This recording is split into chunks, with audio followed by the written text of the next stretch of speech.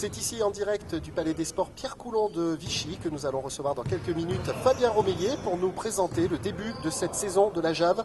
Nous parlerons un petit peu avec le coach vichysois de ce qui s'est passé de bien, de positif, de négatif sur cette première moitié de saison et nous tirerons ensuite bien sûr des perspectives pour la suite de cette saison et la volonté toujours de ce club de se qualifier en play-off. Nous aurons le plaisir de voir tout cela avec des images de Maxime Ruffnart et avec le concours de notre ami Guillaume Blanc. Fabien, un petit mot sur cette première moitié de saison de la JAV. Ça s'est un petit peu moins bien terminé avec cette défaite, première défaite à domicile et cet enchaînement de 2 défaites. Mais malgré tout, le bilan comptable reste très correct sur cette première moitié de saison. Oui, je vois, parce qu'il faut voir la globalité. Il faut raisonner dans la globalité. C'est vrai qu'on a tendance à vouloir rester sur la finalité. Mais je crois que si, au vu des problématiques de blessures qu'on a eues, où depuis le début de saison on n'a quasiment jamais joué au complet. Alors là, les 2 derniers matchs on les joue avec l'effectif au complet, mais intrinsèquement les joueurs sont pas, il y a des joueurs qui ne sont pas prêts, des joueurs qui sont encore blessés. Donc je crois que le bilan est plus que satisfaisant.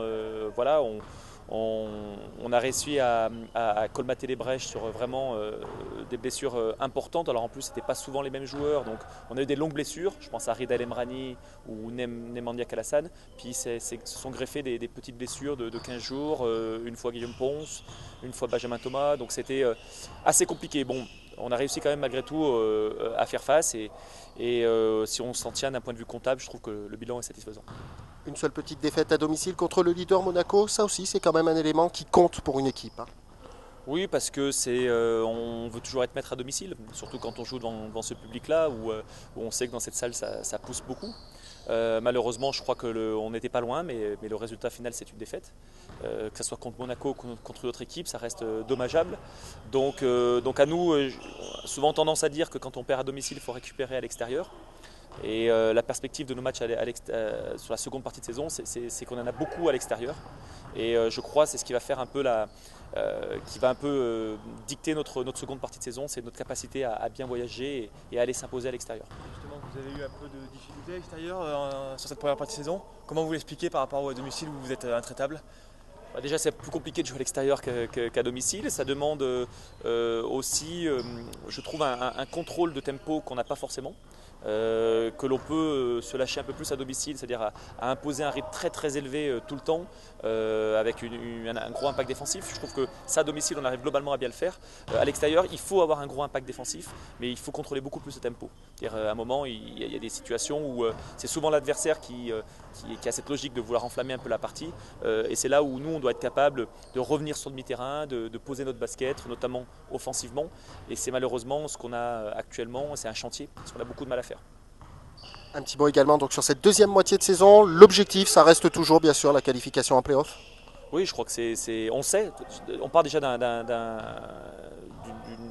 précepte que l'on sait, c'est qu'on a une deuxième partie de saison qui est beaucoup plus compliquée que la première. On se déplace beaucoup plus, on se déplace sur les 8 ou 9 premières équipes du championnat, on va se déplacer 7 fois. On reçoit des équipes chez qui on a perdu au match aller, donc ça veut dire automatiquement qu'ils nous ont posé des problèmes. Donc voilà, donc on sait qu'on a une seconde partie de saison qui va être très très très difficile.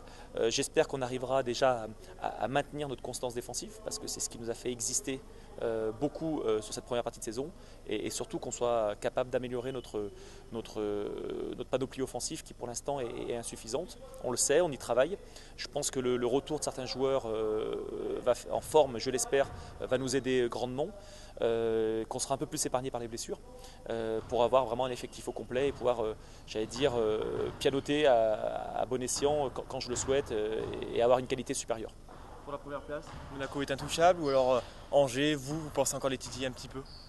Non, je crois que pour l'instant, Monaco s'est imposé de 30 points contre Angers, s'est imposé chez nous.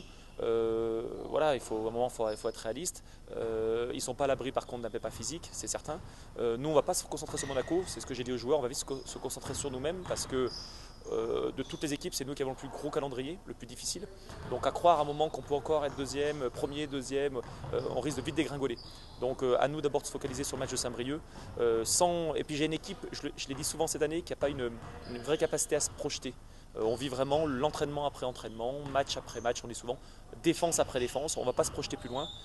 À chaque fois qu'on a essayé au début de saison de le faire, quand j'ai voulu le faire en tout cas, on s'est brûlé les ailes. Merci Parfait. Fabien. Merci à vous. Fabien, 2 questions. Il y en a